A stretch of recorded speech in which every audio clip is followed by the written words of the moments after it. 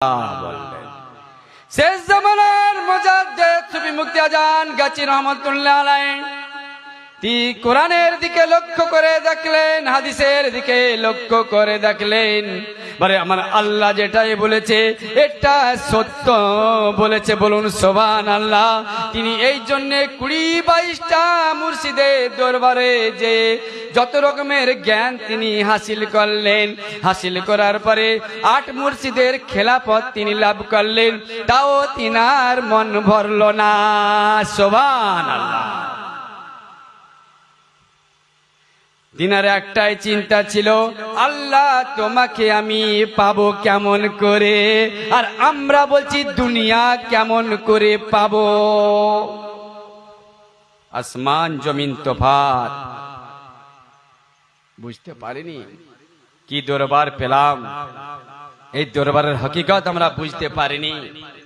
মুর্শিদা তো বোকা মানুষ ছিলেন না, তিনি তিনার জমিদারি অট্টালিকা কয়েকশো বিঘা বিঘা সম্পত্তি সহ ওয়াকাফ করে দিয়েছেন আল্লাহর বস্তে, বলুন সুবহানাল্লাহ। তিনার কি দরকার ছিল?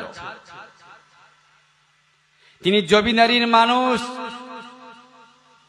ইলম শিক্ষা অর্জন করেছেন, টাইটেল পাস করেছেন, মুহাদ্দিসিন হয়েছেন, আলিয়া মাদ্রাসায় তিনি পড়ে মুফতি হয়েছেন, মুহাদ্দিসিন হয়েছেন। ইংলিশে শিক্ষা অর্জন করার পরও তিনি সব মুর্শিদের দরবারে ছুটাছুটি করছে একমাত্র আল্লাহকে হাসিল করার জন্য, বলুন সুবহানাল্লাহ। আর আমরা দুনিয়া হাসিল কি করে হবে সেই চিন্তা।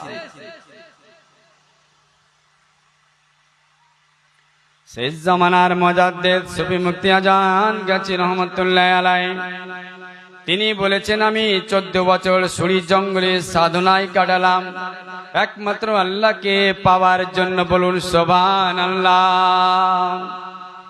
আমি যদি আল্লাহকে পেয়ে যাই, আল্লাহকে পেয়ে যাই, আমি দুনিয়ার এই ভোগ বিলাস, এই আয়াস আরাম আমার কিছু চাই না। আমার মুর্শিদ এই চিন্তা ফিকির তিনি করলেন। তিনি 14 বছর সুরির জঙ্গলে সাধনা করে একমাত্র কি পেলেন, কি পেলেন একমাত্র বলেছেন এই কোরআনী উজিফা পেলেন হযরতে খিজির আলাইহিস সালামের মাধ্যম থেকে, বলুন সুবহানাল্লাহ। যে খিজিরকে কিয়ামত পর্যন্ত আল্লাহ তাআলা হায়াত দিয়েছেন, বলুন সুবহানাল্লাহ।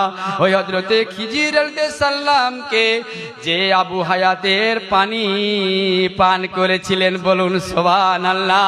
আজ দুনিয়ার মানুষ কত বড় জ্ঞান শিক্ষা অর্জন করলাম, কত বড় ইলম শিক্ষা অর্জন করলাম, কত বড় মুহাদ্দিসিন হলাম। ভাই সুফি মুফতি আজান গাজী রহমাতুল্লাহ আলাইহি এত বড় জমিদারি ছেড়ে তিনি মুহাদ্দিসিন হলে, সবকিছু তিনি ত্যাগ করার পরে মান্নারাফা নাফসাহু ফাকাদ রাফা রাব্বাহু, যে নিজের নফসকে চিনতে পেরেছে সে আল্লাহকে চিনতে পেরেছে, বলুন সুবহানাল্লাহ।